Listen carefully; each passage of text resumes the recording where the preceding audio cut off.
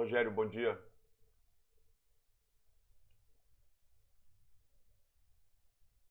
Alô?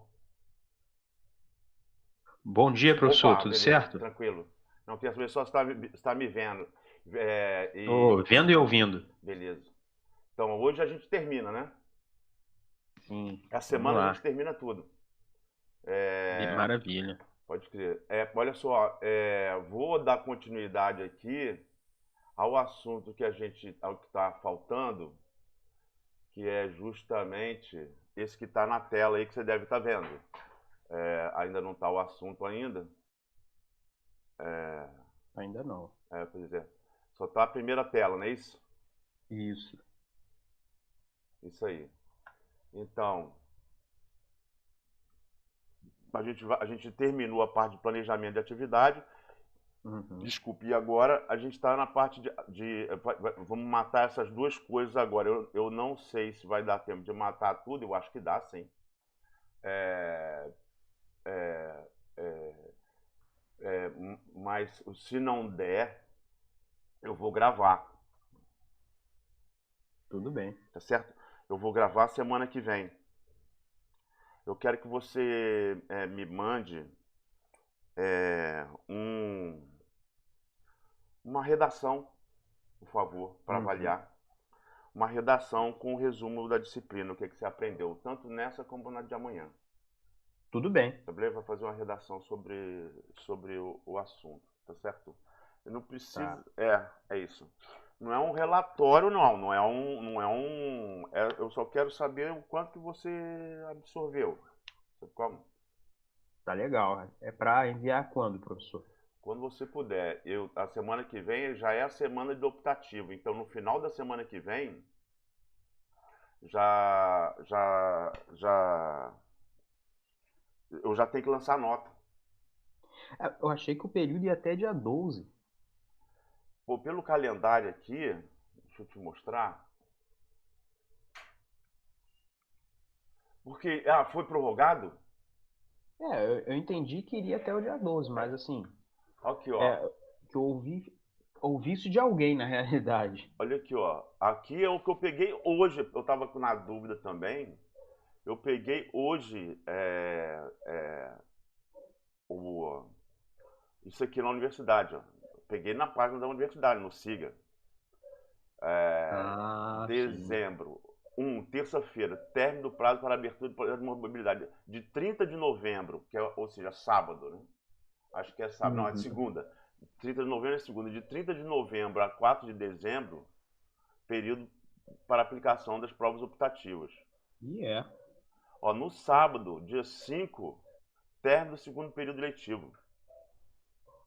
Então, de 1 a É. 9, a partir do dia 1º, já é o período para lançamento das notas finais no sistema acadêmico. Entendi. Não, está aí, então é. É, Eu ouvi isso de alguém, na realidade, eu nem cheguei a ver, professor. uhum, Esse negócio do dia 12. uhum. Então, é isso. Hoje eu vou terminar, provavelmente a gente termina hoje. Se não terminar de forma síncrona, vai terminar porque a parte do banco de dados a gente vai deixar para depois. Então vai Uhum. ser, nesse tempo, eu acho que a gente termina essa parte de monitoramento da produção e da produtividade e de monitoramento de receita e despesa. Eu acho que dá sim, eu Certo. acho que dá tranquilo. Inclusive, vai ser meio chato para você. Eu vou ter que gravar porque eu tenho que gravar mesmo, mas eu não vou estranhar se você for embora. Por quê? Uhum. Porque a parte de monitoramento de atividade, de monitoramento de atividade, que é monitoramento da produção e da produtividade, da receita e da despesa, essa parte aqui é uma parte que as duas disciplinas tratam igualmente.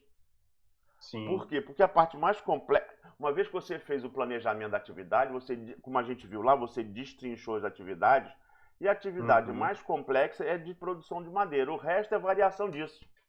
Variação de formulário, variação de coisa, e tem um monte de recursos. Aí não tem como a gente ver todos. A gente vê só como seria. Sabe como? Certo. a definição das atividades, como a gente viu aqui no planejamento da atividade, a definição das atividades, e aí todo aquele algoritmo que a gente viu da última vez. Agora, então, a gente vai dar continuidade, mas aí, tanto para a silvicultura tropical quanto para uso múltiplo, dá no mesmo. Sabe como? Então, Não, você vai beleza. vendo Então eu já mato essa parte, né? Que é como se falou que é igual. Pois não seria igual se se a gente tivesse que fazer para todas as atividades de uso múltiplo, mas a disciplina não tem como saber disso, não tem como saber, não tem como tratar. Eu teria que escolher. Vamos escolher semente. Aí tá, vamos escolher semente. Quais são as atividades? Como como é que é o nome dele? O Matheus sugeriu. Aí tá. Mas o algoritmo a gente viu na semana passada. Definir quais são as atividades, aí as tabelas, as variáveis, não é? Qual que é a conta, né? A gente viu na semana passada. No planejamento de atividades, né? O fluxograma, né, de atividades, né? Depois o processamento de dados. Mas a gente elegeu uma atividade, que é a atividade de produção madeireira, que é a mais complexa. O resto tudo vai a reboque. E se a gente fosse ver cada uma, plantas e plantas jovens, cipó, semente, pô, não ia acabar. Sabe como? Não, é impossível. É só para a gente trata só de como é que é o procedimento geral. E escolhe uma, e aí a gente escolhe justamente a de madeira, que é a mais complexa. Claro. E aí a gente acaba se repetindo. O final da disciplina acaba sendo muito parecido de uso múltiplo por conta disso, de uso múltiplo quanto de silvicultura tropical. Tá beleza? Então uma coisa serve para outra. Se você quiser reforçar, você pode assistir também. Se não quiser, tudo bem, que eu vou ter que passar de qualquer jeito. Vou passar e vou jogar lá em cima. Que a mesma aula de hoje vai ser a mesma aula de amanhã, é isso? Não é bem a mesma aula, mas é muito parecido. Trata de coisas muito... Não é a mesma aula, eu nem posso afirmar isso, porque os slides são diferentes, mas tratam do mesmo assunto. São parecidos. Aqui a de hoje, como o senhor falou, vai ser mais complexa. Então ela já vai englobar o que engloba a aula de amanhã, sendo que amanhã é mais voltada para o uso múltiplo, né? Não, hoje é que é uso múltiplo. Pô, amanhã é mais voltada... Não, a de amanhã então é mais complexa que a de hoje, que amanhã envolve madeira. Mas como você viu, como a gente começou a ver... vamos tocar aqui que a gente vai ver aqui. Tá bom, beleza, vamos lá. Aí ó, beleza. Então, falta agora assim, produtividade, receita e despesa. Veja que a gente começou com o banco de dados, da importância do banco de dados para armazenar tudo, e depois a gente veio para a informação da floresta, as várias formas de abordagem, não é isso? Juntando essas formas sem perder o metadado e consultando no banco de dados o que eu sei e o que eu não sei, tendo um esforço adicional nas espécies registradas na minha floresta sob manejo, é claro. Aqui eu tenho que estar o tempo todo inserindo informação, toda e qualquer informação, inserindo no banco de dados, o tempo inteiro, não para, isso aqui não para. E aí, uma hora eu vou trabalhar com uma floresta específica. Aí eu posso decidir, eu como engenheiro, eu decido quais as abordagens que eu vou ter da floresta. O censo, com certeza, porque esse método de uso múltiplo sim, e porque eu já tenho que fazer censo florestal na floresta sob manejo.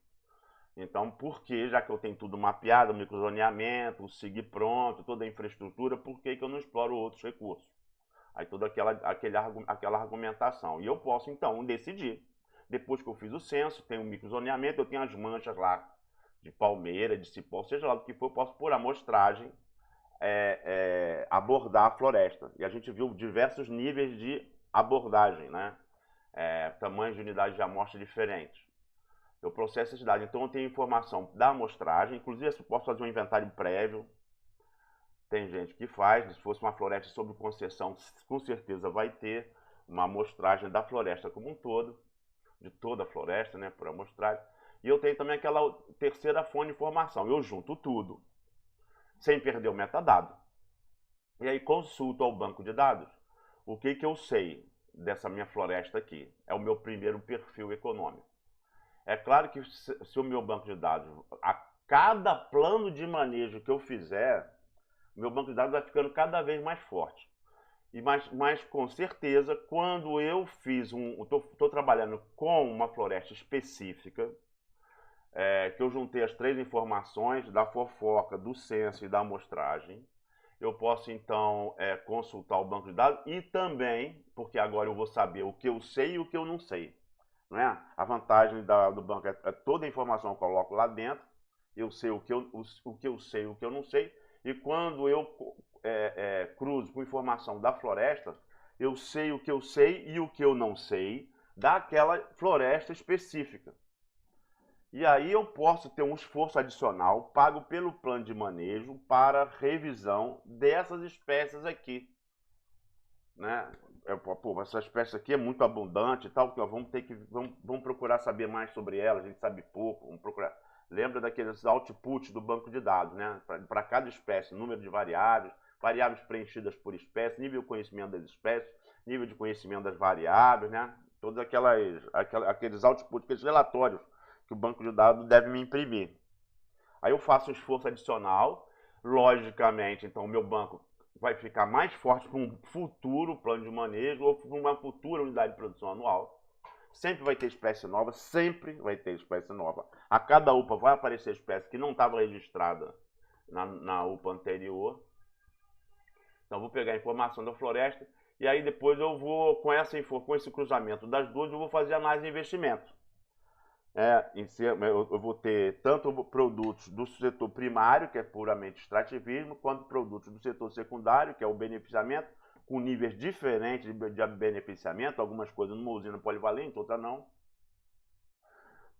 Aí eu aplico a análise de investimento para eu poder, também no setor terciário entra aqui também, porque eu tenho que saber para quem que eu vou vender, porque se eu não souber para quem que eu não vender, a liquidez é zero.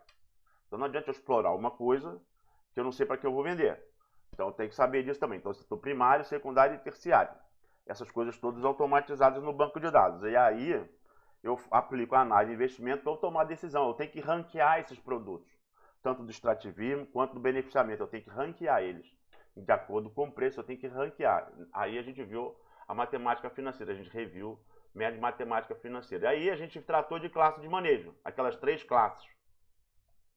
Aquilo que já está regulamentado por lei, aquilo que não precisa manejar, é só monitorar, porque é só resíduo, e aquilo que fica no meio, que é recurso natural, é coisa viva, mas que não tem regra estabelecida, ou quando eu entro com a engenharia florestal para sair daquele ciclo vicioso e partir para o ciclo virtuoso, como eu mostrei vários trabalhos de egresso lá do laboratório.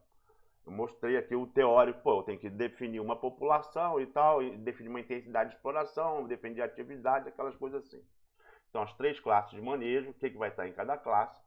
Aí depois eu tenho que agrupar também, no planejamento, eu tenho que agrupar aquilo que eu não tenho argumento nem técnico, nem de conhecimento para separar. O exemplo mais concreto é de madeira. Madeira, eu uso madeira, eu separo só laminado, serraria. Quando separo laminado, serraria e poste.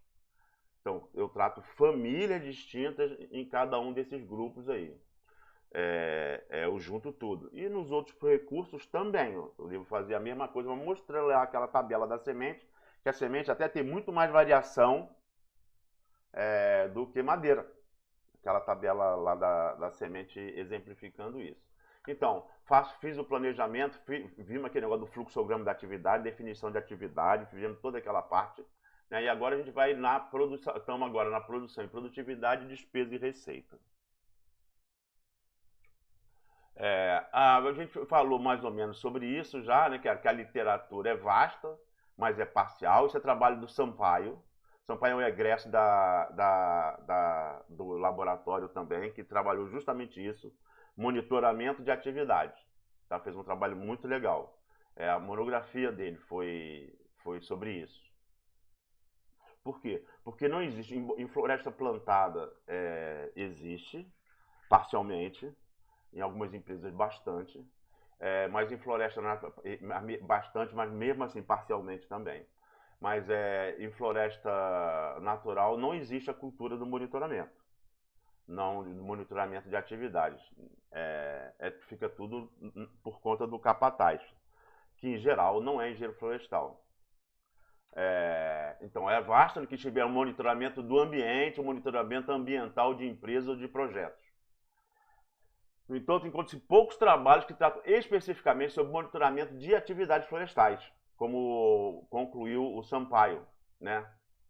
E esses, por sua vez, eles são pontuais, esses trabalhos são pontuais no tempo e no espaço. A gente já falou sobre isso, no curso a gente fala, fica soltando essas informações parcialmente. Aqui tem alguns trabalhos, gente que trabalha com monitoramento de atividade, e a gente vai ver sempre, é o cara que vai num determinado lugar, numa determinada fazenda, faz um determinado estudo, isso tem tanto em floresta natural como em floresta plantada, mas a gente está tratando especificamente de floresta natural, mas o cara faz um estudo e diz lá alguma coisa sobre rendimento de alguma atividade, mas não é uma coisa sistemática, né?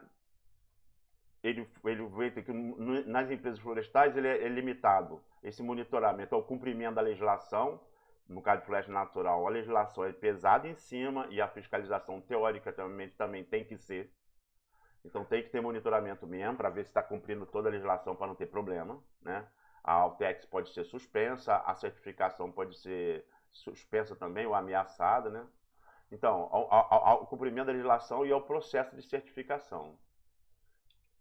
Aí ele cita alguns autores. Aí o Voltolini, que trabalhou com monitoramento, compreende monitoramento como um acompanhamento sistemático das atividades ou ações executadas. Está querendo dizer que sistemático é o tempo todo. Tá? E os produtos, dos resultados, dos impactos gerados, dos processos de execução, dos contextos que foram realizados, e ainda que o monitoramento tem uma prática que se aplica em um processo em andamento. Ou seja, é algo que está acontecendo, não é posterior. O monitoramento é do processo em andamento. E o Gosling, avaliação sistemática e contínua de um processo ou trabalho. O Dawson, um mecanismo construído no projeto. Isso é fundamental. Eu tenho, na hora que eu estou, igual a ergonomia de planejamento e ergonomia que já... Puxa vida, vou fazer isso hoje, cara. Te aplicar lá nessa parte aí. Vou falar novamente. A parte de monitoramento de atividade, estradas e transporte, monitoramento de atividade, monitoramento, ergonomia, segurança, estradas e transporte. É uma parte que a gente deveria tratar na disciplina, não trata porque seria muito repetitivo, porque todo mundo, como aquela é uma disciplina obrigatória, todo mundo tem que passar por ela. Então a gente economiza o tempo gastando em outras coisas. E aí você vai ter acesso e dar uma olhada lá, nesses assuntos que são assuntos importantes. A parte de aporte calórico, a parte de segurança, a parte de estrada e de transporte. Então, mas aí na parte que a gente fala, na parte de segurança, de ergonomia, tem dois tipos de ergonomia. Aquela do projeto e aquela de correção. A do projeto, quando eu faço um projeto de uma máquina, porque eu tenho a ergonomia do processo e do produto. Quando eu faço uma máquina, que eu construo uma máquina, por exemplo, uma furadeira, eu estudo ergonomicamente ela, para dar conforto a quem vai operá-la. Isso é a ergonomia do projeto. Tá? Depois, se eu chego numa máquina, uma máquina antiga, que ela não foi desenvolvida, concebida com com essa técnica ergonômica, sobre a boa técnica, boa prática de ergonomia, eu faço uma ergonomia de correção. Essa ergonomia de correção, ela é sempre mais limitada. Ela é mais cara e mais limitada, né? Uma coisa é botar tentar fixar uma placa com outra para ela não ficar batendo, não fazendo barulho ou vibrando menos. A outra coisa é eu já no projeto já botar uma borracha entre as duas placas antes de fechar, antes de encostar uma com a outra. Então a de correção é sempre mais limitada e mais cara. No caso de, isso eu estou falando desse exemplo só por causa do lance também do monitoramento de atividade. Uma coisa é você chegar numa empresa para trabalhar com floresta e não ter um sistema de monitoramento. Você vai ter que implantar. Sempre vai causar maior ou menor, mas uma determinada solução de continuidade, porque as equipes, que nunca são poucas, né, em geral, elas já estão acostumadas a trabalhar de uma determinada coisa, de determinada forma, com determinado formulário. Qualquer coisa que você inventar, sempre vai causar uma certa solução de continuidade. O pessoal vai ter que se acostumar, vai ter que ser cobrado, etc. Né? Às vezes até o formulário vai ter que ser bastante alterado, em geral não precisa. Às vezes não tem formulário com uma abertura de picada, tem só, abre lá, a pessoa vai lá e faz e só relata. Não, agora vai ter que ter um formulário. Então, o monitoramento de atividade deve ser concebido no projeto, tá certo? E ele deve permitir ajuste em tempo hábil. Depois, conforme ele for sendo executado, ele tem que permitir ajuste. Ó, vou melhorar esse formulário aqui, está muito esquisito, tá ruim de pegar, ou vou usar um coletor de dados, não vou usar formulário. Na nossa realidade lá no norte, é ficha de campo mesmo. É que tem tudo a ver com a peãozada lá. Inventar qualquer coisa já é mais complicado. Mas esse é o que é o mais importante. Tem que ser construída no projeto. Quando eu estou concebendo o projeto, o plano, né, para exploração de determinado recurso. E aí esses dois aqui, Oakley e Clayton, as principais dimensões de qualquer monitoramento, ele é parte integral da administração do projeto, é um processo contínuo para coletar, armazenar, analisar e utilizar a informação, como a gente viu lá na efetividade que a gente conversou. É um recurso que auxilia novos dirigentes a se familiarizarem com a empresa. Imagina, se você chega numa fazenda, você é contratado, alguém foi embora, um gerente. Aí o cara, pô, agora eu vou ter que contratar uma outra pessoa para ser responsável técnico. Aí contrata você. Você não conhece nada da empresa. Se a empresa já tem um sistema de monitoramento, pronto, você tá com a faca e o queijo na mão. Você só vai olhar lá o sistema, você já rapidamente você já se familiariza com ela, com muito mais facilidade do que quando você não tem um sistema estabelecido. Alguém está entrando aqui, será? Ah, você entrou. Eu, professor, minha internet tinha caído, desculpa. Não, porque alguém já entrou também. O Rodrigo entrou aí. Então. Bom dia a todos. Bom dia. Então,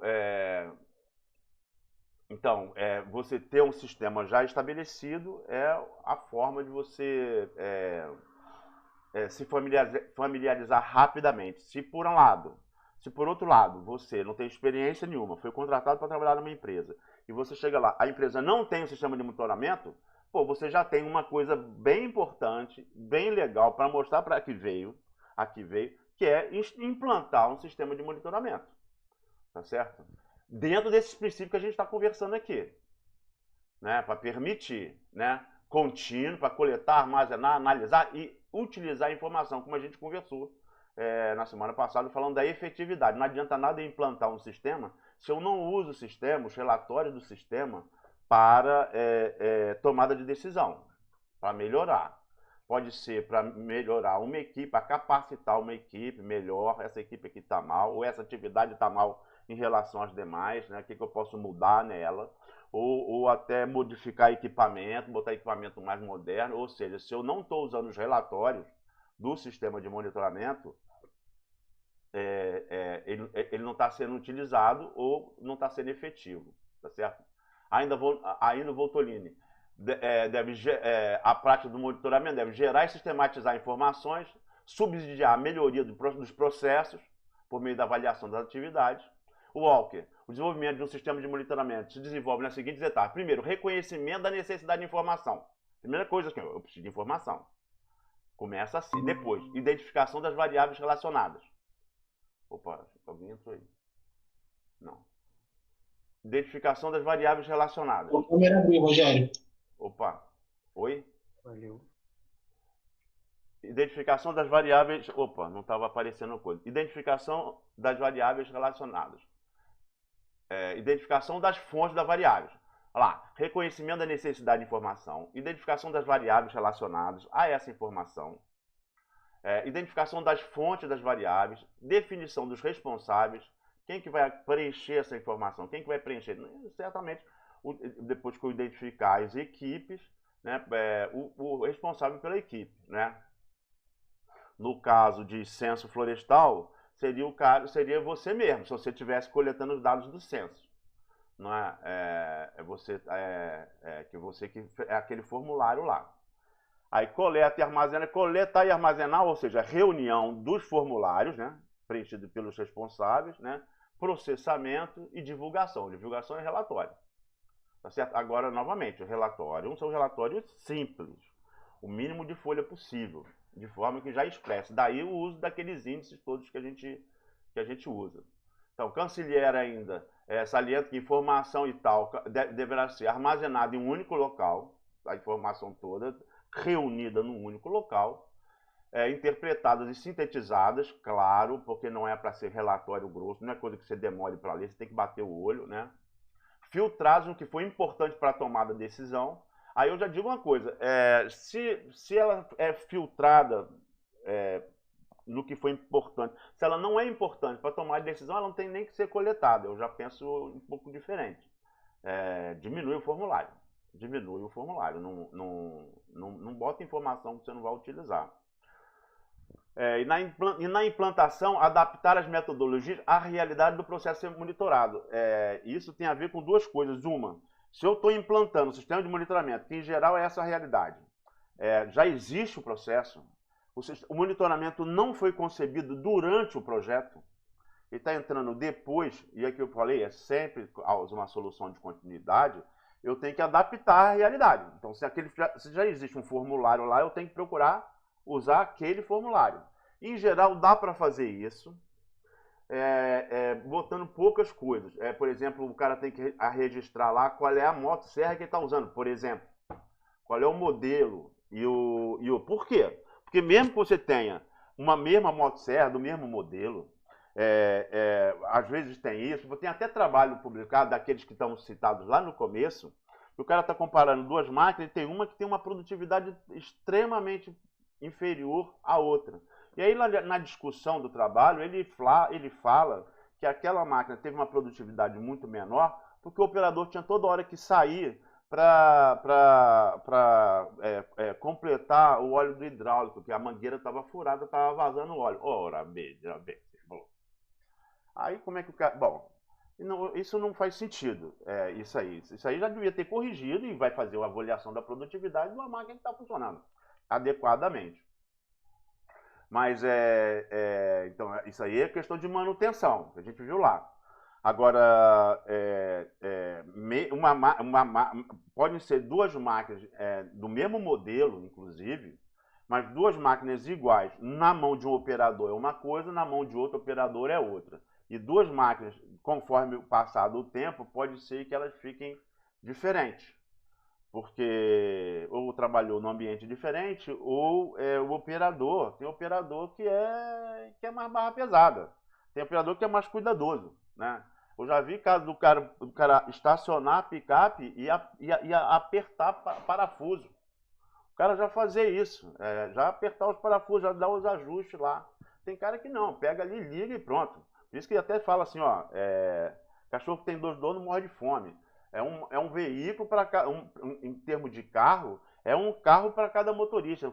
Esse carro que todo mundo dirige, ninguém cuida. Se acaba rapidamente. Isso, se possível, eu devo fazer isso, né? Um motorista para cada carro, um carro para cada motorista, mas em geral não dá para fazer isso. Né? Eu não posso botar uma máquina na mão de cada operador. Vários operadores vão mexer na máquina, eu tenho que cuidar da parte de manutenção. De qualquer forma, o que eu estou querendo dizer, o que eu estava dizendo lá no começo, é que eu tenho que, nessa adaptação, da metodologia, a realidade do processo a ser monitorado, eu pego o formulário que está lá. Em geral, eu tenho que botar lá hora que começou e hora que acabou, que isso não tem em formulário nenhum, em geral. Tem a data, tem o responsável, aí não tem a hora que começou e a hora que acabou, tem onde é que ele está trabalhando, já tem lá. Às vezes eu tenho que botar um pouco mais de detalhe. E a máquina que ele está usando, a máquina específica que ele está usando. Para poder. Então, é pouca coisa que eu devo alterar no formulário para satisfazer o meu sistema de monitoramento. Sempre naquela realidade que eu estou entrando agora com o sistema de monitoramento. Ele não foi concebido no projeto. Se eu for fazer um projeto agora, eu já vou estabelecer o sistema de monitoramento. Então, 4 recomendações para a implementação do sistema de monitoramento. Priorizar baixo investimento em recurso humano e financeiro. Isso. Não pode ser uma coisa super cara. Não pode. Imagina, eu ter que cronômetro, alguma coisa assim. Eventualmente, eu posso, por amostragem, querer fazer alguma coisa. Posso. Por exemplo, picada de arraste. Picada de arraste principal. Não deve ter mais que 10% de solo exposto. Eu não vou mandar o peão que faz o arraste, ou o auxiliar dele, a ficar medindo solo exposto. Não vou fazer isso. Eu posso, posteriormente, fazer uma avaliação por amostragem. Tá certo? Mas eu não vou adicionar trabalho para o cara, né? Ele vai só, o trabalho que eu vou adicionar, como eu falei antes, falar para ele anotar, botar lá no formulário, né? Hora de início, hora de término. Né? O mínimo possível de dados, monitorados continuamente. Né? Então, o mínimo possível de dados necessários para o meu sistema. Eu não coleto, eu não filtro dado, eu não coleto dado que eu não preciso. Monitorado continuamente. Continuamente assim é aquilo que a gente fala sempre. Todas as atividades o tempo todo. Todas as equipes. Ser racional. Usar técnica na sua forma mais compreensível e aplicada. Não fazer coisa complicada. O cara não deve dar trabalho. Por exemplo, no censo florestal, tem empresa que, como a gente mostrou lá no começo, tem empresa que ficam as picadas são feitas nos limites das faixas e não a picada interna no meio da faixa. As picadas são feitas nos limites. Aí um cara fica georreferenciando as árvores numa faixa de 25 metros do lado esquerdo. E outro cara na picada da direita fica georreferenciando as árvores do lado direito. O do lado esquerdo, ele pega a distância entre ele e a árvore e canta. O cara do lado direito, ele pega do meio, mais ou menos do meio, que é 25 metros, até ele. Então ele tem que ficar fazendo conta de subtração. A picada no meio, não. O cara vai, mais ou menos 25. Menos se for para a esquerda, mais se for para a direita e pronto. Não tem que ficar fazendo nenhuma conta de subtração. No caso, tem gente que na coordenada Y é de 0 a 1000. Quando está indo, ou seja, faixa ímpar. E aí depois lá faz a volta, aí é de 1000 a 0 na faixa par. Porque está voltando para todas elas começarem igual. Isso eu acho que não faz sentido dentro dessa teoria. Então, a picada começa de 0 a 1000 na faixa ímpar e começa de 0 a 1000 na faixa par. Vai ser invertido? Vai, mas o problema dessa inversão é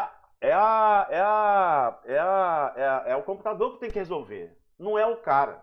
Não pode dar trabalho para o cara ali. Imagina se eu vou dar trabalho para o cara medir alguma coisa. Ele não tem que medir nada, ele tem que fazer o trabalho dele. Depois, a informação que ele coleta é que vai permitir o banco de dados, então, fazer o processamento de dados, inclusive porque não erra. Se eu deixar, quanto mais eu deixar coisa para ele fazer, mais risco eu vou ter de ter conta errada, né, de ter dado errado. Então, usar técnica de uma forma mais compreensível e aplicada, desses 2 exemplos. Técnica muito eficaz, porém complexa e sofisticada, pode não proporcionar o resultado desejado, inclusive erro. Tá certo? Selecionar a técnica em função das características dos participantes. Quando eu estou trabalhando no mato, aí isso é uma coisa bem legal. É uma coisa bem legal. Porque tudo que a gente está falando de uso múltiplo de floresta, o cabo que é lá da comunidade, que trabalha do lado, tudo se completa. Por quê? Quanto mais eu ocupar, quanto mais eu aproveitar a floresta, mais eu ganho dinheiro, mais emprego eu gero. E eu gero emprego para uma comunidade que de repente poderia entrar lá para me invadir e vai ser empregada. Vai ter, eu estou ampliando, eu tenho um tio, eu posso até não trabalhar naquela empresa, mas meu tio trabalha, meu pai, o primo do meu pai, sei lá, meu marido, a mucada da mulher, meu marido trabalha lá, sei lá. Meu colega, é o emprego do meu colega. Então, quanto mais você vai desenvolvendo essas outras atividades, mais você está empregando gente que está lá, em geral, num lugar que o Estado nem existe. Muitas vezes o Estado não existe, não se faz presente. Se muitas vezes o Estado não se faz presente aqui no Rio de Janeiro, tem lugar que o Estado não se faz presente, imagine lá. Né? Então, é isso mesmo. É isso mesmo, ninguém não sabe nem o que é proibido e o que não é. Sabe de ouvir falar. E aí você está dando emprego, está dando civilidade, e o que você, se você quisesse, como numa floresta plantada, qual é o caso de floresta plantada igual qualquer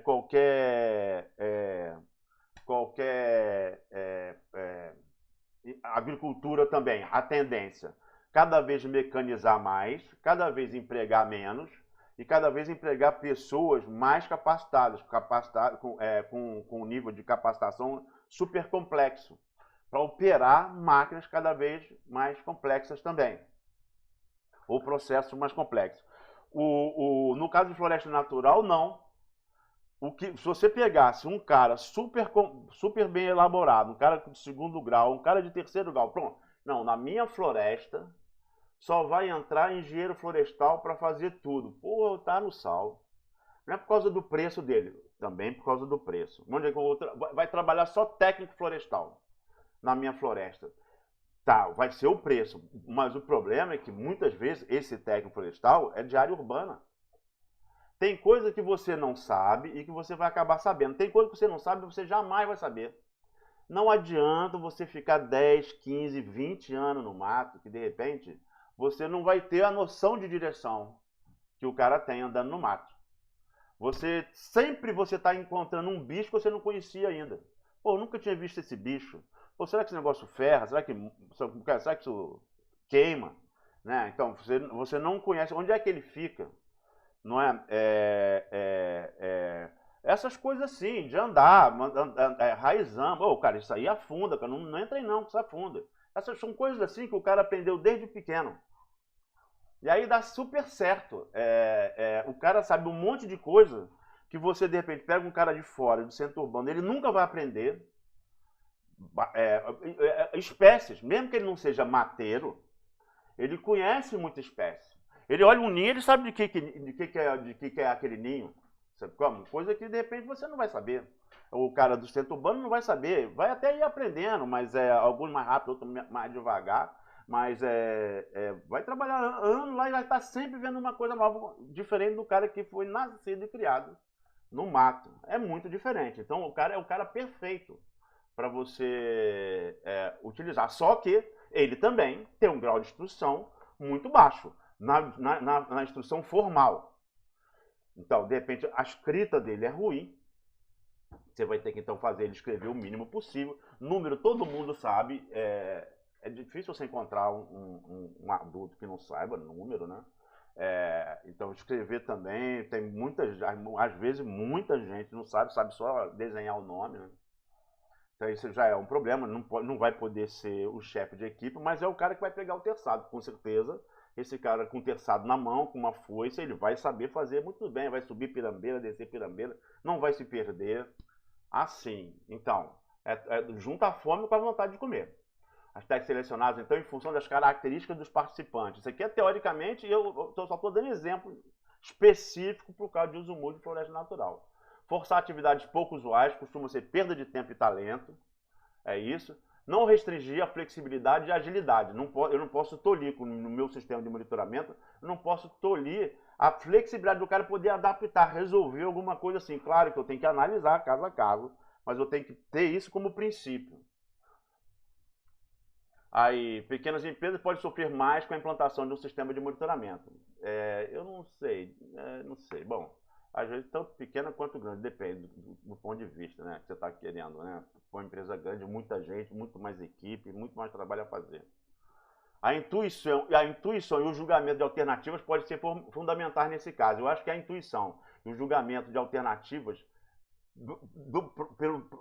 advinda pelo próprio peão que está lá, o técnico que está observando, o chefe da equipe que está trabalhando lá, pode ser interessante nesse processo de implantação de um sistema de monitoramento pós-projeto, ou seja, um projeto já em execução.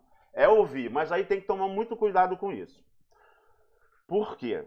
É aquilo que eu falei, você não deve, no mato, nunca estabelecer uma coisa que você não vai cobrar.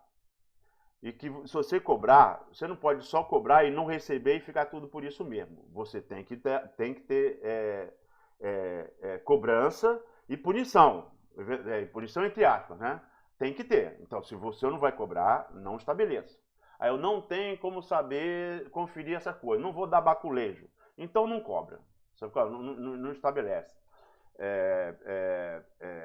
Você tem que ter esse princípio. E você também não pode, eventualmente pode, e aí eu só estou falando teoricamente, porque aí é cada caso que você vai ver, no puleiro lá, está todo mundo reunido, estamos implantando um sistema das contas, aí você abre uma determinada janela para sugestões. Mas você não pode deixar, não, fica por tua conta, você faz se quiser. Sabe como? Porque aí peão não faz mesmo, né? Peão não faz mesmo. Não é só porque é peão, não. É só coisa que você deixa meio aberto com aluno de universidade, aluno universitário. De final de curso você deixa aberto e não cumpre. É assim mesmo. E lá também é a mesma coisa. Só que lá você está no mato, numa equipe, você está cuidando de um projeto. Você não está de brincadeira, você está querendo que a coisa dê certo mesmo. Então você pode abrir uma janela para sugestão, mas não pode deixar tudo por conta do peão. Ele decidir, ele já fazer. Então essa coisa, intuição e julgamento de alternativa pode ser fundamental nesse caso de adaptação, mas numa janela específica. Depois fecha e pronto. E de repente não com todo mundo. Você vai perguntar só para o técnico agrícola, ou para o técnico florestal, ou para o peão esperto, porque tem peão que é esperto para danar, então você pode aproveitar. Aí o chefe de equipe. E o chefe de equipe é que faça a consulta com os demais lá. Se ele achar por bem fazer, né, com os demais da equipe dele. Né? Aí um processo de desenvolvimento de uma metodologia possui duas partes. Obtenção de informação em campo, elaboração de formulários específicos para cada atividade. Né? Claro, primeiro tem que identificar as atividades. Aí depois tem que botar um formulário para cada atividade. Para cada equipe, para cada atividade. Né? Armazenamento e gestão de informações obtidas. Não, formulário para cada equipe não. Um mesmo formulário, né? Mas cada equipe preenchendo um formulário, né? Mas o formulário igual, para cada equipe de uma mesma atividade. E claro, cada formulário é específico para cada atividade, né? Armazenamento e gestão de informações obtidas. Então, obtenção da informação, armazenamento e gestão da informação obtida. Acho que a gente já viu isso. Então, fluxograma de desenvolvimento da metodologia. Necessidade de informação acerca da produção, da produtividade, etc., em tempo real. Então, eu tenho que ter essa necessidade, senão eu não sei para onde eu vou. Eu não sei, eu lido sempre com muita gente, com muito volume, com muita coisa, mesmo que não seja. Mesmo que ainda... A gente não viu, dentro daquela análise de investimento, de julgamento de alternativa, aqueles produtos que se destacaram na análise de investimento, naquela tabela lá, que tem todos aqueles índices da matemática financeira, taxa interna de retorno, valor presente líquido, payback, benefício-custo. A gente viu todos aqueles índices lá do setor primário, do setor secundário. Aí eu estabeleci. Só que isso aqui eu não sei, nunca fiz, não tem regra estabelecida. Eu vou ter que ser engenheiro florestal aqui mais do que nunca. E aí eu não vou sair fazendo em toda a minha unidade de produção anual. Eu não sou maluco. Eu tenho só estimativa muito... Só para não sair, só para sair do ciclo vicioso, eu fiz um planejamento lá do ciclo virtuoso. Eu fiz ali, eu estou fazendo um primeiro arrazoado. Primeiro rascunho. Aí eu vou botar numa primeira unidade, numa única unidade de trabalho. Ou nem uma unidade de trabalho inteira, em alguma faixa. Eu vou começar aos poucos mesmo, né? Mas eu vou precisar monitorar. aquilo justamente para poder adotar, para poder aperfeiçoar o formulário, o procedimento, etc. Tem que saber quanto é que deu para poder ajustar aquela estimativa que eu fiz para sair do ciclo vicioso e partir para o ciclo virtuoso. Lembra? O cara ele assumiu, não é possível que eu não tenha uma orquídea a cada 10 árvores abatidas. Então ele começou com aquilo, que ninguém ia questionar isso. Não é possível. Porque o cara, não, eu não faço porque eu não sei quantas orquídeas tem. Então como é que eu vou planejar? Bom, então chuta, meu amigo. Chuta, mas chuta comedidamente, para sair do ciclo vicioso. Então, não tem ninguém que diga que eu não ache uma orquídea a cada 10 árvores adultas que eu abater. Aí eu acho uma orquídea. Bom, beleza, então ele botou 0,1 vezes a abundância. Quando ele foi, isso aí deu uma taxa interna de retorno altíssima, por quê? Porque a madeira já subsidia tudo, inclusive o abate. A copa já substitui, inclusive, a coleta da orquídea na hora de picar a copa para lenha. Então, a taxa interna de retorno lá em cima. E aí parti para experimentação em 100 árvores apenas. Nessas 100 árvores já não era 0,1 a média, eram 5,5. Então, 55 vezes mais do que aquela estimativa original. Então, eu faço... isso é uma coisa. Então, eu posso fazer em quantidade pequena. Mas nos processos já estabelecidos, por exemplo, madeira, que é sempre o exemplo, madeira, porque a nossa realidade é madeira, aí ainda, infelizmente, mas madeira, a quantidade é absurda. Né? E aí, como é que eu posso saber se vai dar ou não vai dar para eu acabar o que eu tenho que fazer naquela safra, né, em tempo hábil, né? Se eu vou conseguir chegar na produção. Por quê? Se eu não botar... A gente fez a conta, não aqui nessa disciplina, lá na silvicultura tropical, que deveria ser pré-requisito dessa, a gente fez a conta para dimensionar uma unidade de produção anual. Eu dimensiono aquela unidade de produção anual, a gente viu com todas aquelas perdas para eu ter, então, pegar o filé e esse filé ser suficiente para manter a indústria trabalhando o ano inteiro. A indústria não trabalha na safra. A extração é feita na safra, mas a indústria não. Ela tem que trabalhar o ano inteiro, salvo férias coletivas. Aí daí eu não posso chegar e não ter. Não deu para tirar tudo. Ou não tinha madeira suficiente na área que eu peguei. Por isso que a gente saiu arredondando para cima lá no final. Então, eu não posso. E como é que eu faço isso? Através do monitoramento. Através do monitoramento de todas as atividades, de todas as equipes em tempo real. Porque aí eu já posso ter projeção, isso aí projeção faz parte de gráfico, lá no processamento de dados, né? Eu posso ter projeção para saber se vai dar ou se não vai dar. Tá certo? É isso. Então, eu tenho que admitir a necessidade, primeiro eu tenho que constatar, né? Constatar a necessidade de informação acerca da produção, da produtividade, etc., né? Que é por equipe, etc., produtividade, em tempo real. Aí, então, eu preciso de um monitoramento. Sem monitoramento, eu não tenho essa informação. Mas você não falou que não existe sistema de monitoramento nas empresas, em geral, nas empresas do norte? Eu te falo sim. Monitoramento como o Rafael Sampaio, como o Sampaio falou lá. Ele se restringe à legislação, ao que a legislação cobra, que a empresa tem que cuidar para não ter AUTEX, alteração de exploração suspensa, e a certificação, no caso de ser uma empresa certificada. Aí, se a empresa é certificada, ela não pode correr o risco. De vez em quando ela tem uma vistoria, então ela tem que ter. É restrito, é isso mesmo. O monitoramento em geral é restrito a isso. Então, só isso, só se restringe a isso. E não deve se restringir só a isso. Deve ser o monitoramento de toda a atividade o tempo todo. Então, e aí, mas quem faz esse monitoramento? O monitoramento, muitas vezes, é o faro. Se restringe ao faro do capataz. Ao faro do cara que está responsável ali, o cara que é tocador de obra, que muitas vezes nem engenheiro florestal às vezes é engenheiro mecânico, ao administrador, sabe como? ao faro. Às vezes é um peão esperto, um peão mais esperto. Às vezes é um fazendeiro mais esperto, um fazendeiro mais esperto. Ele que vê se está dando ou se não está dando. Agora, já pensou o tempo que você gastaria para ter esse faro, poder ter esse faro naquela empresa? Você não tem esse tempo. Você precisa de um sistema de monitoramento mesmo. Então, necessidade de um sistema de monitoramento. A definição das atividades a serem monitoradas são todas, mas eu tenho que listar as atividades. Para a coleta de sementes, quais seriam? Para a coleta de plantas e plantas jovens, quais seriam? Eu tenho que, para eu poder ver, que eu teria que ter coletado cipó para fazer paneiro antes, para poder distribuir o paneiro antes, para fazer o inventário das manchas antes,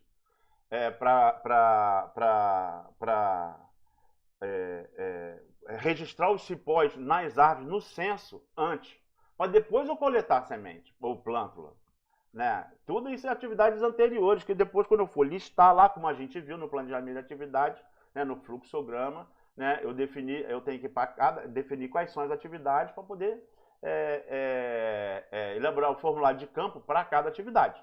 Então, identificação das atividades serem monitoradas, que são todas, eu tenho que listar as atividades, elaboração de formulário de campo, desenvolvimento do sistema de processamento de dados, porque eu não vou pegar esses dados.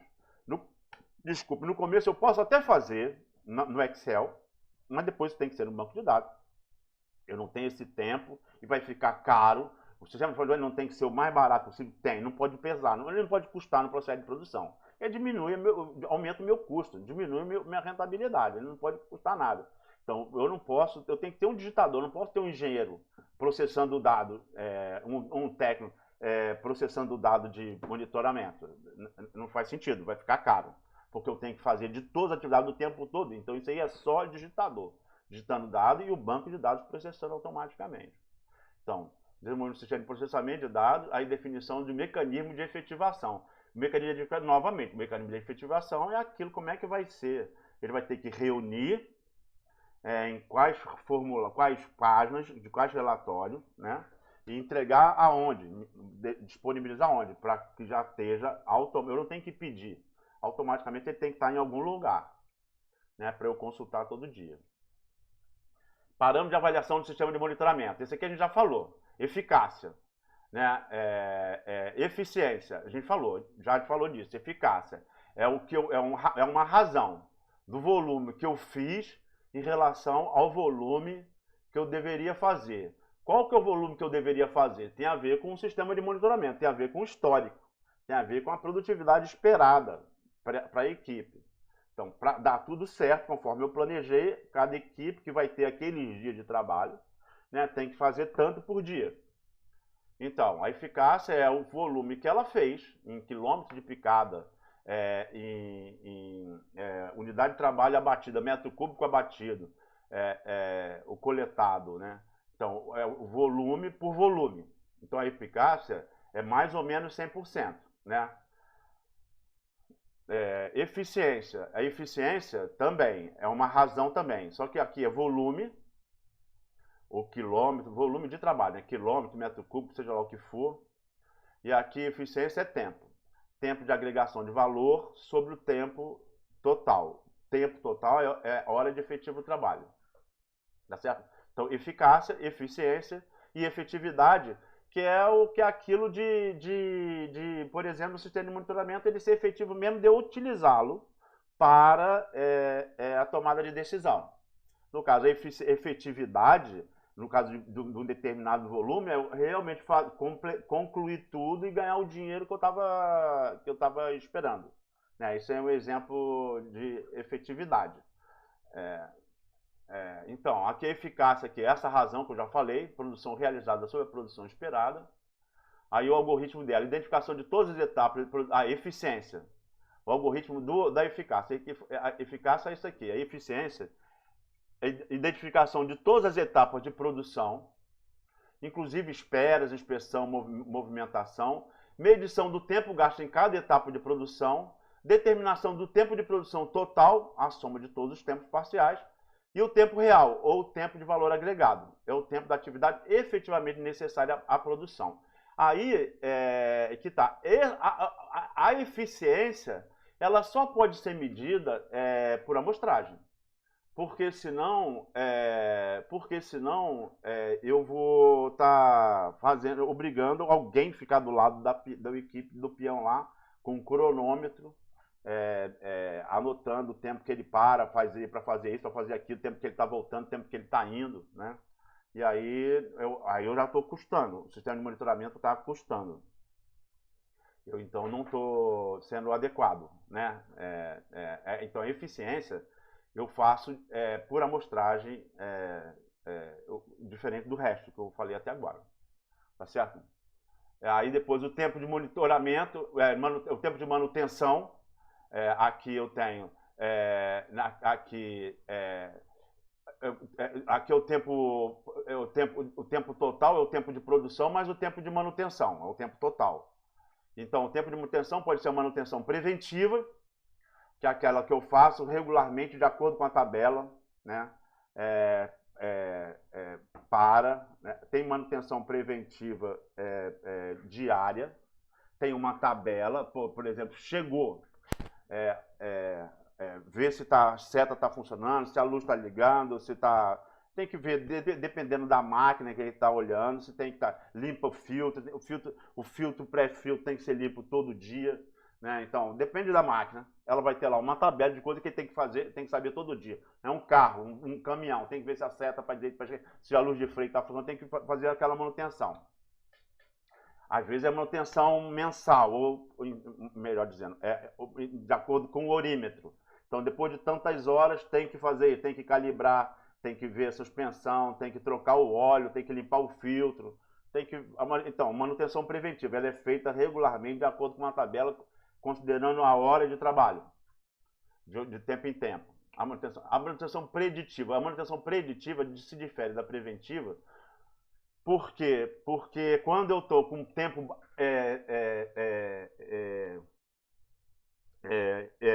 pouco, quando eu estou com pouco tempo, aí eu tenho que diminuir o meu tempo da manutenção preventiva, porque não vai dar tempo. Não posso ter fila de máquina lá esperando chegar a vez dela, eu tenho que dar conta. De repente eu diminuo o tempo de trabalho, o tempo de folga da peãozada, negocio para trabalhar mais tempo, descansar menos, ir para casa em intervalos maiores, né, ficar dias maior, aperta um pouco, não, claro, dentro da possibilidade do acordo, pagando mais ou dando mais folga em compensação depois de passar da fase ruim. E essa preditiva aqui é isso aí mesmo, eu abro mão da manutenção preventiva quando eu posso, né? Parte da manutenção preventiva, analisando, em vez de, por exemplo, tem empresa que é o certo, se uma lâmpada, uma empresa grande, imagina um escritório de uma empresa grande, ela tem, uma lâmpada foi feita para durar 2.000 horas, vamos dizer assim, ou 3.000 horas, não importa. Aí, cara, quando troca a lâmpada, as equipes de manutenção chegam tem empresa que faz isso, já sai tirando todas as lâmpadas. Sabe como? Já sai trocando todas as lâmpadas estão funcionando ainda, sim, mas já chegou no prazo de validade. Então já sai trocando tudo, para não ter solução de continuidade no trabalho. Sabe como? Então, isso seria uma manutenção preventiva. Uma manutenção preditiva, assim, olha, não vou fazer isso porque eu não tenho tempo de fazer isso. Não dá. Porque quando eu estou trocando, eu tenho que interromper. Mas aí eu posso fazer, eu posso dizer, não, se ela está piscando, é porque ela vai queimar. Então tá beleza. Então a preditiva seria isso. No caso, em máquinas, eu uso tecnologia. Aí nego usa infravermelho, nego usa para ver calor, excesso de calor, nego usa equipamento para ver excesso de vibração. Ver isso antes de quebrar. Mas quando a peça já está, dou uma olhada na correia, eu não troco a correia só porque deu a hora. Mas eu inspeciono a correia. Só vou trocar na hora que a manutenção preditiva disser, agora tem que trocar mesmo, não dá outro jeito. Tá certo? Então, manutenção preventiva é uma coisa, a preditiva é outra, depende de tecnologia, depende de equipamento, eu uso em situações de mais necessidade. né? Se eu não tenho disponibilidade, o negócio está apertando para usar a preventiva. E a corretiva é o pior do mundo, que de qualquer jeito eu procuro sair de todo, eu procuro evitar ela de todo jeito, mas mesmo com todo jeito, pô, tem lâmpada que vem com defeito. Tem máquina também, tem correia também, aí arrebenta. Se eu faço a manutenção preventiva adequadamente, a preventiva ou preditiva, eu tendo a ter menos manutenção corretiva. Mas sempre pode acontecer, mas não pode a toda hora. Aí é porque as outras duas não estão funcionando, tá certo? E fazer inspeções, né? Inspeções, lavagem, lubrificação, abastecimento, tudo isso aqui faz parte da manutenção. Inclusive, lubrificação faz parte da manutenção preventiva também. Tempo utilizado para manutenção do equipamento. Manutenção preventiva é programada em horário pré-determinado, já falamos sobre isso. Visa aumentar a eficiência do processo, né? Sem ter interrupção. Se a motosserra arrebenta, ou se uma correia parte de uma determinada máquina, aí acabou, para tudo, a atividade parou. Né? Evita interrupção do processo de produção. Aí depois, a manutenção preditiva. Manutenção preditiva, tá aqui, para cenários desfavoráveis, baseado no estado real da máquina e do equipamento, com implantação de novas técnicas de equipamentos, né? Ultrassom, câmeras termográficas, análise de vibração, etc. Tá certo? E a manutenção corretiva, sobre o defeito, quebra, ruptura na hora que ele chega. Então, a taxa de utilização, o que é? É a taxa de trabalho efetivo, né? Sobre a disponibilidade. Então, a disponibilidade é o tempo que ele tem, é o tempo total, menos o tempo de manutenção, daquelas 3 manutenções. A taxa de utilização é uma razão de tempo por tempo, mas é o tempo que ele realmente trabalhou sobre o tempo que a máquina estava disponível para trabalhar. Isso é taxa de utilização. Então, a gente já viu eficiência, eficácia e efetividade, e a gente viu disponibilidade operacional e taxa de utilização. Aí a produtividade é a quantidade produzida por hora. Então, a quantidade produzida por hora, isso é produtividade, produção por tempo. O custo de produção é o custo total sobre a produção, né, o que eu gastei para produzir aquilo, é o custo de produção. E o custo operacional é aquele que a gente aprende, que esse aqui eu vou ficar devendo, que é o custo total por hora de efetivo trabalho. Pode ser da equipe ou de uma máquina, pode ser da equipe ou de uma máquina. Isso aqui a gente não vê isso porque está lá, é uma outra coisa que a gente vê, que eu falei, que a gente tem que ver, que está lá na parte de exploração. Tem que olhar lá. As coisas que a gente tem que olhar lá é essa parte de monitoramento, estrada, transporte, né?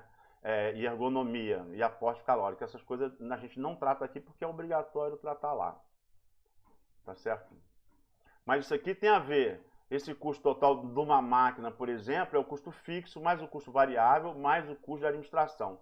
Lá está bem detalhado como é que se calcula. Tem a ver com manutenção, tem a ver com desgaste, né, depreciação, né, que é física ou é tecnológica, né, depreciação, tem a ver com imposto e taxa.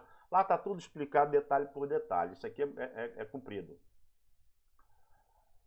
Aí depois, monitoramento do recurso natural já está contemplado. Não está não. A gente vai ver. A gente vai ver ainda. Que é da população remanescente. E das atividades. Equipe, tempo, produção, quantidade e área.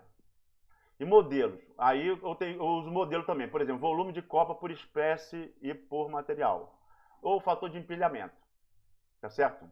Sair matando isso aqui, mas do recurso natural, já está, estou dizendo que já está contemplado, embora a gente não tenha visto. A gente Oi. Mas para que eu vou monitorar o volume de copa? Não, eu não vou monitorar o volume de copa. Boa. Desculpa que eu estou preocupado com o tempo, eu estou querendo sair matando. Desculpa, não me deixa fazer isso não. Senão não adianta nada. Eu não é que eu vou monitorar o volume de copa, mas eu tenho que desenvolver modelo para ter volume de fuste e modelo de volume de copa e modelo de fator de empilhamento, porque de repente eu tenho só que medir o comprimento da pilha, é só isso que eu quero, medir o comprimento da pilha, para saber quanto tem de madeira lá, porque eu já tenho fator de empilhamento. Eu tenho que desenvolver um modelo que é relativamente fácil de fazer, de obter, né? Que é para eu obter o volume da copa a partir do diâmetro da árvore, ou o volume da copa a partir do volume do fuste. Sabe como? Para eu poder saber o quê? Quanto que eu tirei lá. Sabe como é que é? Para eu poder ter uma estimativa de quanto que eu vou tirar. E depois saber quanto que eu tirei. Eu meço pilha, mas eu não meço copa. Posso medir até depois no romaneio lá. Mas eu tenho que ter uma estimativa de quanto que eu vou tirar. Sabe como? Especificamente sobre a copa. Tá aí, é a parte mais a parte mais utilizada agora, além do volume do fuste. É o volume da copa. Antes as empresas só tiravam o volume do fuste e pronto, a copa ficava lá. Aí as pessoas várias empresas estão tirando a copa, porque copa é energia e dá dinheiro. Energia dá dinheiro. Tem empresa que não quer nem saber, não, mas tem galho de árvore, dessas árvores maiores, que é uma tora, bem maior que uma tora, de qualquer pinheiro aí. Bem maior. Entendi. Agora eu acho que eu entendi o motivo. Aham, Porque então. também é um produto, né, que vai ser vendido. Exatamente. Pô, no primeiro ano, a legislação federal e as estaduais já me permite, já faz uma estimativa, eu já tenho autorizado 1 metro cúbico para cada metro cúbico, 1 metro cúbico de resíduo para cada metro cúbico de fuste autorizado, já me dá no primeiro ano, já me dá essa autorização, já fica lá no meu crédito, no DOF, de resíduo, no sistema DOF, né? Aí daí, agora, isso só no primeiro ano. Ao final, na exploração desse primeiro ano, aí eu tenho que apresentar modelo matemático para tudo. Tá certo? Para cada fonte de resíduo. Então, modelo para volume de copa, fator de empilhamento e o modelo para volume de árvore, eu posso ter ou não. Todo mundo aceita, todo mundo aceita, ainda bem que você falou isso, todo mundo aceita o fator de forma 0,7. Quase todo mundo usa, e todo mundo aceita. Então, fator de forma 0,7. Você teve empresa que andou fazendo, o IBAMA, uma época, então, inclusive obrigou, deu um prazo de 1 ano, depois deu prorrogação de mais 1 ano, depois prorrogou por mais 1 ano, depois parou de falar no assunto. Porque ninguém entregava, e pronto. E teve empresa que fez, tem empresa que fez até por espécie, não é só para as árvores todas, não. Em geral, quando se faz para todas as árvores daquela floresta lá, considerando a altura do dossel, se ela é submontana, se ela é montana, como é que é, se ela é de terra baixa, se ela é floresta aberta, se ela é floresta densa. Aí faz o modelo lá, considerando todas as espécies. Tem empresa que chegou a fazer por espécie, porque você tem muita informação, por que não? O problema é que você tem tanta perda, tem tanta coisa que acontece no mato, que, porra, não vale a pena você... Eu acho que não vale a pena, ou seja, isso é coisa da academia, não é coisa de quem está tocando floresta, sabe como? Você, no pátio lá, depois que aconteceu a coisa toda, no pátio lá, você não faz o romaneio, você não pega lá o que você mediu, qual é a espécie, qual é a árvore, o que você mediu, o que você aproveitou de verdade, porque a equação de volume, inclusive, a equação de volume, ela te dá o volume inteiro, ela não te dá o volume que você vai tirar. Você vai perder uma parte de árvore oca, vai ter que ter no monitoramento. Você vai perder uma parte da ponta do fuste, porque ficou o balseiro lá, o motosserrista não chegou lá. O motosserrista, por raiz tabular, o cara vai ter que tirar. Mesmo que ele corte o mais baixo possível, sempre fica um volume ali embaixo, né? Então o que você tira não é o que a equação de volume te deu. E você vai saber exatamente o que você tirou, porque no pátio você faz o romaneio. Você, por espécie, por árvore, por espécie, o comprimento, a altura, qual foi o filé que você tirou de cada uma, já descontando tudo. Então fica muito mais fácil você trabalhar com isso, com essa razão do que você tirou, do que você poderia ter tirado, considerando fator de forma, considerando seja lá o que for, e depois você só ajusta para você poder saber exatamente o que você está tirando. E isso, aí sim você vai ver que vai variar de espécie para espécie. Tem espécie que é mais rachadeira, tem espécie que não, etc. Então, Só uma questão rápida, professor. Isso aí não demora, não. Mas o senhor falou também de fator de empilhamento. É usual em floresta nativa? Não. Não é não. Não é não. Mais para plantar mesmo. Não, é porque assim, como a gente viu lá, na atividade que a gente viu, tem agora que está dando dinheiro, tem muita gente fazendo e está vendo que dá dinheiro mesmo. Aí tem gente que não se restringe mais a tirar fuste, está tirando copa. Aí copa, tem galho de copa, como eu falei, que é tora. Ela pode ir para uma marcenaria, virar pranchão de uma marcenaria tranquilamente, pode ser serrada. Se for uma serraria portátil, serra na serraria portátil. Tem galho que é menor, aí ele pode ser usado para fazer artefato, né, para fazer gamela, por exemplo, usado para fazer artefato, né, para fazer torneados, né, torneados, peça de xadrez, sei lá, de madeira, imagina, o dinheiro que se ia dar, meu Deus do céu. E aí o galho fino sim, aí o galho fino acima de 10 centímetros, aí nego usa para energia. Tem empresa que não faz nada disso, que nada, tira o fuste e deixa tudo lá, o resto ficou lá. Aí quando tira tudo para energia, não faz essa separação não. Nem carvão, tudo para energia, para gerar energia, locomove. Agora você pode, de repente você pode, porque você conhece matemática financeira, você pode saber, você sabe o tamanho da tua perna, da tua equipe, você pode saber se você vai fazer um forno, né, de carvão para produção de carvão, para comercialização de carvão. Por exemplo, se você estivesse em Manaus, ou na região de Manaus, né, você faria, porque você ia ganhar muito dinheiro. Por quê? Porque agora eu não sei como é que está a situação, mas na época que eu estava lá, a última vez que eu tive, não tinha carvão legalizado. Foi o maior sufoco. Porque ninguém não era capaz de aproveitar a copa para fazer carvão para vender. Todo o carvão vendido no mercado, aí foi o baculejo lá, foi um choque de ordem que o IPAAM, que é o órgão licenciador lá, deu fiscalização, né, no mercado, numa norma moderna, e que interrompeu. Ninguém tinha licença. Simplesmente ninguém tinha licença, nenhum carvão tinha origem. Então, isso foi mais ou menos concomitante à autorização de 1 metro por 1 metro, exigindo modelo e tal para exploração. Então, eu não sei como é que está agora, porque eu saí logo depois. Às vezes pode ter acontecido, igual como o IBAMA fez, exige a equação de volume, exigiu de novo, aumentou o prazo, depois desistiu. Como pode também você voltar lá, tá todo mundo ilegal de novo. Ou pode ser, isso eu não sei porque eu não acompanhei mais. Ou pode ser que tenha entrado alguém e tenha entrado legal, pronto, aí o mercado é só dele, imagina, ou só daqueles que estão oferecendo. É uma coisa que não custa nada. Então você tem que ver o que vale mais a pena. Às vezes o que vale mais a pena. Por exemplo, a BK Energia, ela produz energia de resíduo. No começo era resíduo de serraria, agora é resíduo de serraria e de exploração, para venda de energia. Ela vende energia. 50%, na época era 50%, nós estávamos querendo aumentar. Já foi mais, mas é que Itacoatiara cresceu. Itacoatiara é a segunda maior cidade do estado, do Amazonas. Então, mais da metade, chegou a bem mais que a metade, mas mais da metade, ou cerca da metade, um pouco mais da metade da energia de Itacoatiara era da BK, era contrato da BK.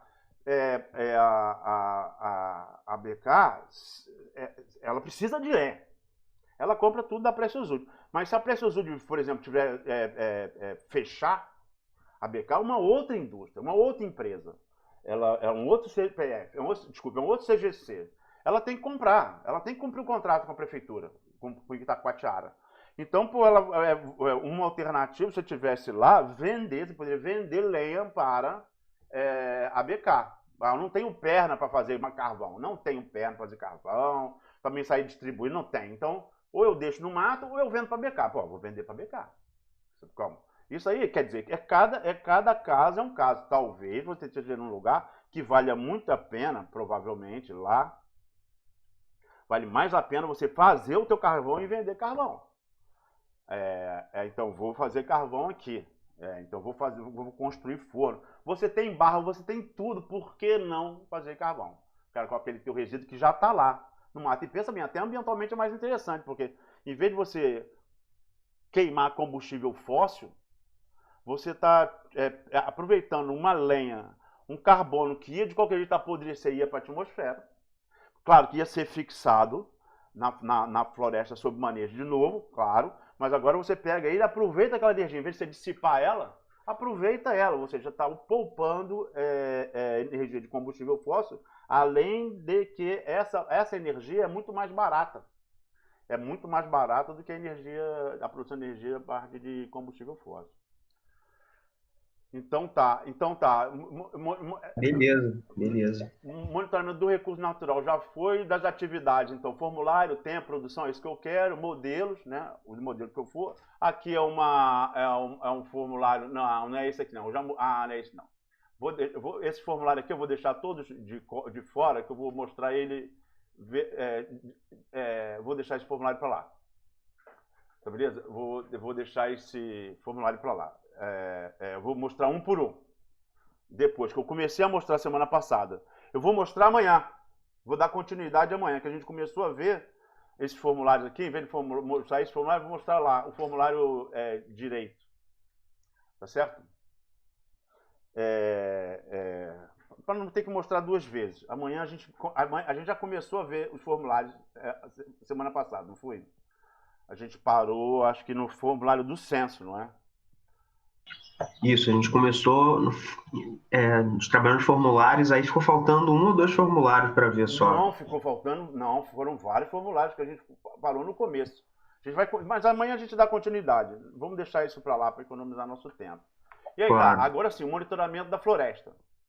E aí tem o trabalho do egresso lá do Lucas Madureira, que fez, né, a monografia dele foi justamente esse, uma metodologia adequada à atividade florestal.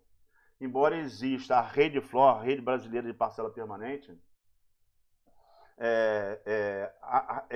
a Rede Brasileira de Parcela Permanente, ela funciona da academia para a academia. Sabe como? Ela não, aquela metodologia, com todo o respeito ao pessoal lá, que é só gente fera pra caramba, inventário contínuo, mas a metodologia preconizada pela Rede Flor, ela é inadequada em tudo para o monitoramento de uma floresta, por exemplo, de madeira. Aquele monitoramento, a Brasília de Parcela Permanente, só pensa em madeira.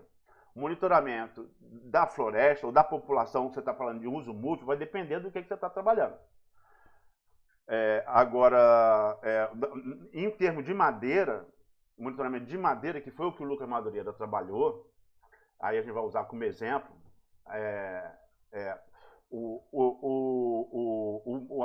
a metodologia preconizada pela Rede Flor é completamente inadequada. Em tudo, ela é inadequada no tamanho da unidade de amostra, que a deles lá, a unidade de amostra é de 50 por 50, é uma unidade de amostra muito pequena no nível de abordagem, eles medem coisa pequenininha, e aí não é para você monitorar árvore de 10 centímetros, de 20 centímetros, de 30 centímetros, não é para você fazer isso. O que você tem que monitorar é o que você vai colher daqui a 20 anos, ou daqui a 25, daqui a 15, não sei. Você vai ver justamente no monitoramento.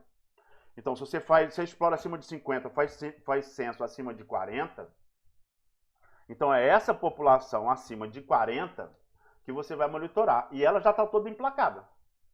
Tá certo? Claro que você vai ter ingresso também. Tudo bem, mas aí, quando tiver ingresso, você registra em placa. Então, você vai monitorar essa população. Não faz sentido você monitorar, como na metodologia da Rede Flor, tem até árvore de 10 centímetros. Sabe como? De 10 centímetros de diâmetro. É só você ver no J invertido quantas árvores tem acima, com 10 centímetros de diâmetro e quantas árvores tem acima de 50 centímetros, que é o que você vai abater, e tudo aquilo, e essa razão aí é o que você está jogando de dinheiro fora. Você está medindo que vai morrer. A maioria, a grande maioria vai morrer. 90% vai morrer, não vai chegar lá em cima. Sabe como? É assim mesmo, é assim que a floresta se comporta. Então não adianta você perder tempo medindo aquilo, pelo contrário. Ela também tem uma intensidade amostral muito baixa, 1 hectare para cada 200 hectares, e não seria. Teria que ser uma amostragem muito maior, para você ter um erro amostral adequado. Então, a amostragem seria de 10%. 10% é coisa para cá. Mas aí, são duas coisas que eu tenho a dizer. Primeiro, você já está com tudo mapeado lá, e já está com as fichas de campo. Você já tem as fichas de campo. Você já fez o censo. Já está com tudo lá. Você vai monitorar aquela população de 40 a 50. E aí a ficha de campo já é a unidade de amostra, que é o tamanho que tem que ser de 1 hectare. Então, cada ficha de campo já é uma unidade de amostra. As árvores já estão lá emplacadas. Então, é só você imprimir, já está emplacada, está tudo, não precisa medir, está emplacado, já está tudo lá. Você imprime e vai lá só medir se é o estado físico, a classe de qualidade, a coordenada X já está lá, a coordenada Y já está lá, ela já está lá, já tem uma placa, a árvore já tem lá. Você só vai medir o estado físico, né, o diâmetro, para ver quanto é que ela cresceu, né? E isso. E a classe de qualidade de fuxa. Só isso você vai monitorar, na verdade. O resto você já tem registrado tudo. Então você gasta muito pouco tempo para fazer isso. Aí te permite você ter uma intensidade amostral maior, porque tem que ser, para você ter um erro amostral adequado para falar de incremento, você tem que ter, de acordo com trabalhos anteriores publicados anteriormente, 10%, no mínimo 10% de intensidade amostral. Então o erro amostral vai ser muito alto. E aí, mas eu também tenho uma outra coisa que eu tenho a dizer. Isso, você depois, não é para você fazer sempre. Não é para você fazer sempre. É só para quando você, é só o tempo de você conhecer a sua floresta. Para você poder ter um modelo para a sua floresta. Para você, então, ter qual é o incremento periódico anual da sua floresta. Para você poder ajustar o seu ciclo de corte. Depois que você ajustou, pronto. Não precisa mais, já tem, já sabe. Claro que você vai fazer, eu sugiro, né? Você vai estabelecer um tempo, eu sugiro que seja, não meço mais, agora eu vou usar meu modelo, eu medir. Não adianta você medir e ter uma informação que você não serve para nada, então não meça. Tem que medir 10%, vai, mas usando isso, o que já está emplacado, já está tudo lá. Aí você vai fazer isso, nas horas vagas, na hora de chuva, o peãozada não está explorando, mas choveu, para. Bora medir unidade, bora medir fazer inventário contínuo, medir parcela. Aí daí, aí você tem o modelo, pronto, agora eu não vou mais ter modelo. Mais, dá um confere 5 anos antes. 5 anos antes de você... porque você tem que fazer o censo florestal cada vez que você vai explorar. Então, se você vai voltar naquela área, você pode fazer o censo florestal. 5 anos... Poderia ser até 2 anos antes. 2 anos antes, para você fazer o processo normal, se você tem bala na agulha, se você tem propriedade. Mas na última propriedade, na última UPA, você não tem mais outra, você não pode chegar lá 2 anos antes, medir e ver que não tem o volume. Isso não pode. Você confiou no modelo, tudo bem. A Emafloresta não segue manual, você está todo coberto de razão, mas você não pode só 2 anos antes, que seria o normal, faz o censo 2 anos antes de explorar. Aí daí você não pode fazer isso, que de repente não tem um volume, não deu. Não dá tempo de você correr atrás de propriedade, de legalizar, de ter a parte, autorização prévia, não dá tempo de você fazer tudo isso. E aí então você interrompe o processo, o abastecimento da indústria, e aí você fale. Ou você tem um problema sério financeiro lá. Então, na última UPA tem que ser 5 anos antes. Nas outras não, é usar o modelo e 2 anos antes. 2 anos antes, porque você tem mais propriedade, tem mais unidade de manejo, você tem mais propriedade para continuar explorando. Na última não, aí seria 5 anos antes, justamente para dar tempo de você providenciar novas propriedades. Né? Então não tem que fazer o que a rede FLOP usa, que é você estar medindo no primeiro ano, no terceiro ano, no quinto ano. Não, no primeiro sim, porque você fez o censo, explorou. Você derruba mais do que você tira. você derruba, você tira menos do que você planejou e derruba mais do que você planejou. Então você tem que fazer, um ano após a exploração, você tem que fazer a amostragem. Mas qual? Nessa intensidade. Senão não adianta. Nessa intensidade, por causa do erro amostral. Então, nessa intensidade. Depois desse um ano, de 5 em 5 anos. Pronto. Até você ter um modelo. Depois que você tem um modelo, não faz mais. Não faz mais. Só mede lá, logo depois o que você tem, o que caiu, né? E o que sobrou. E aí usa o modelo matemático para você saber quando é que você vai poder voltar lá.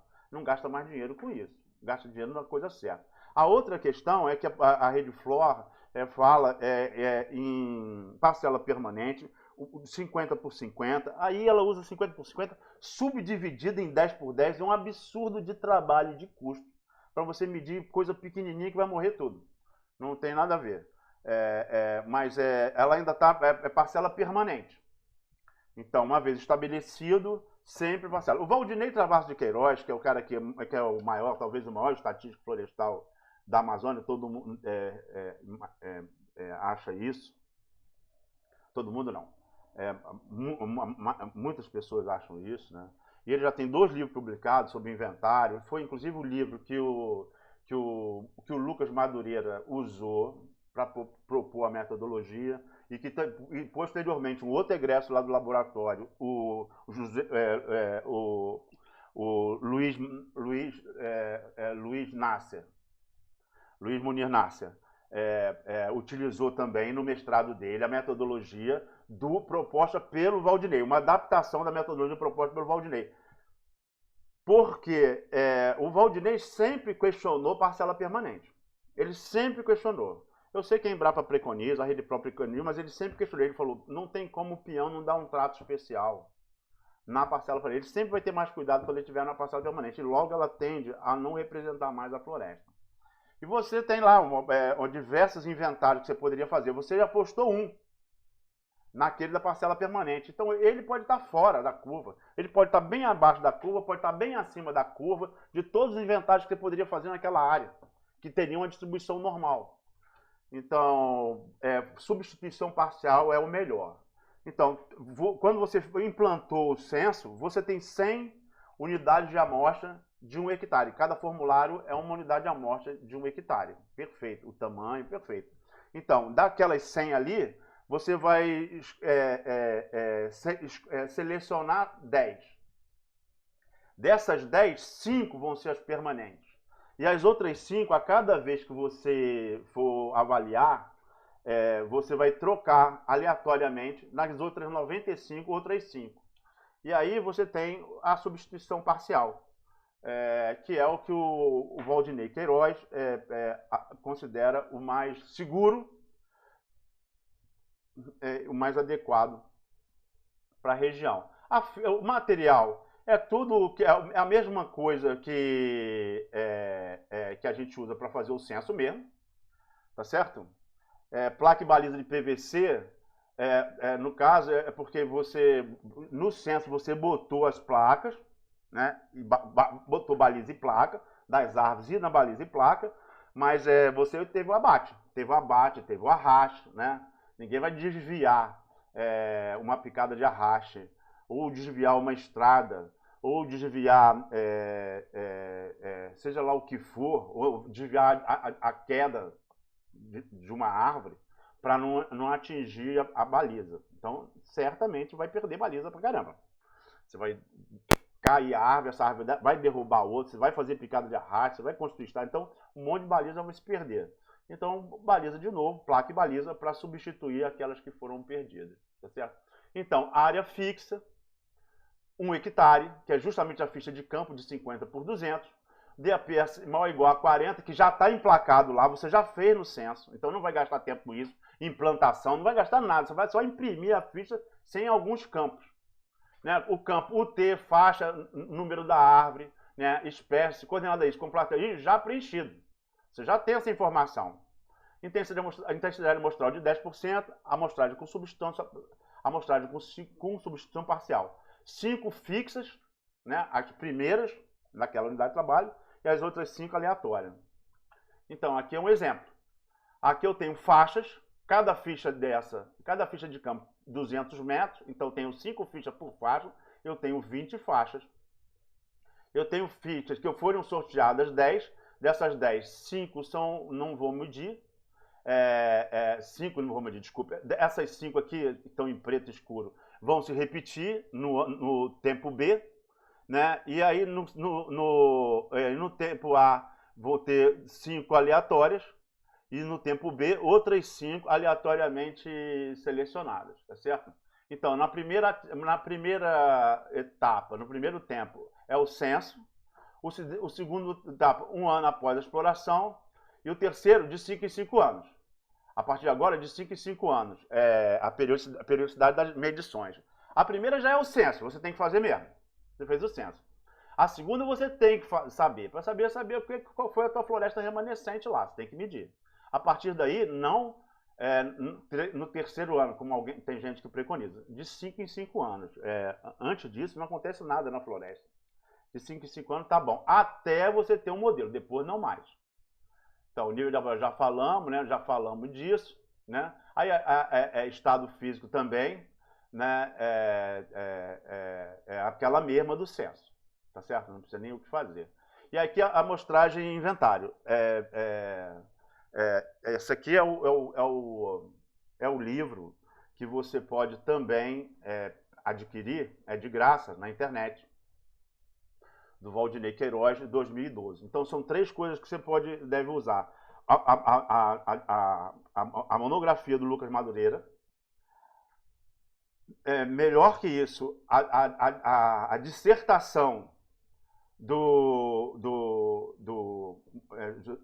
Luiz Munir Nasser, que ele fez mestrado lá no Pará, usando a substituição parcial. E o livro, e esse livro do Valdinei Queiroz, que foi a base para todo mundo. Tá beleza? Nós agora vamos dar um intervalo de 10 minutos e voltamos daqui a pouco. Tá beleza? Beleza. Beleza, professor. Valeu.